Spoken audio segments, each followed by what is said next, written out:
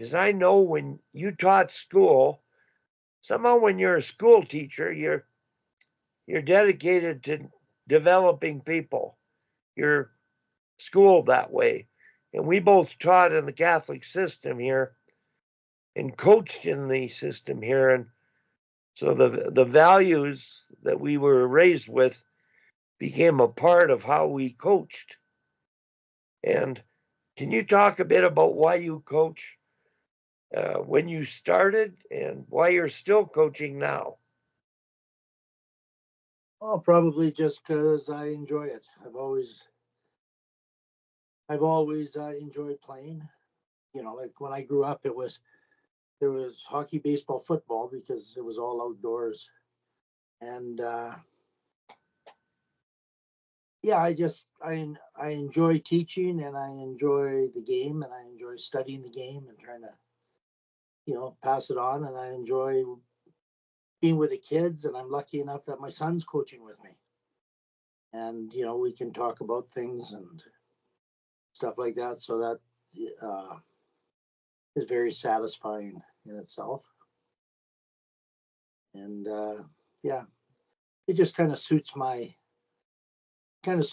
personality. Even when I was a little kid, there was no teams until Pee Wee, like 12 year, 13 under, and you had to make the 12-year-old teams in baseball and hockey.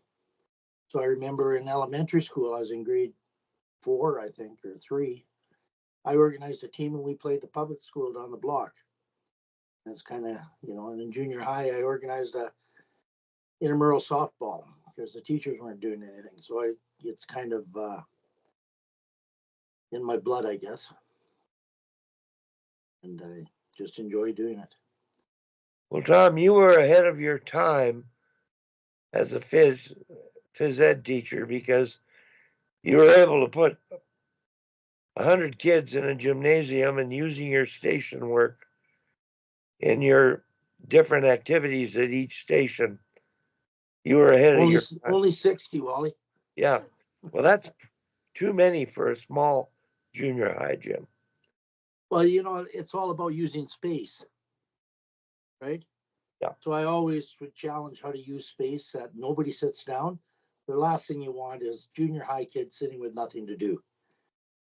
If you want to have a bunch of, so I would use a stage for fitness and put extra lines in the gym, and it was really nice when we went outside. But we were inside a lot in Calgary, that's for sure.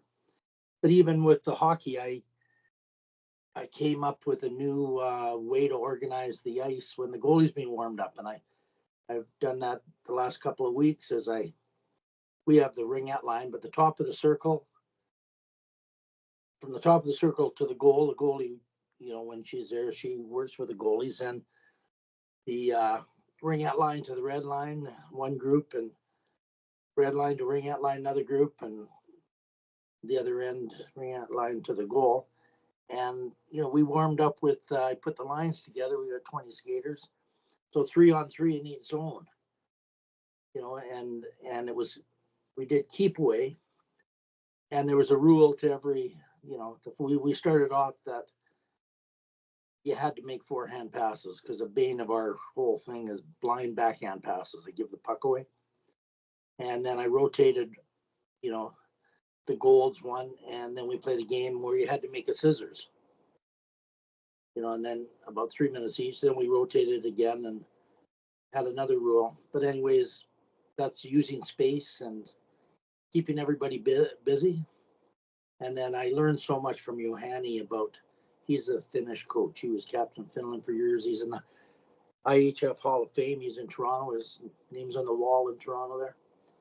He was a master at using space, and his ideas got me through these years. Of my last 13 years, I always had double classes in a small gym, 3 badminton court gym. But I liked teaching junior high. Then I could coach hockey.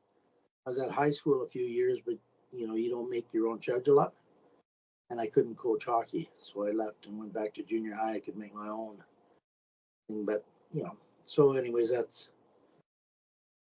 enjoy that challenge.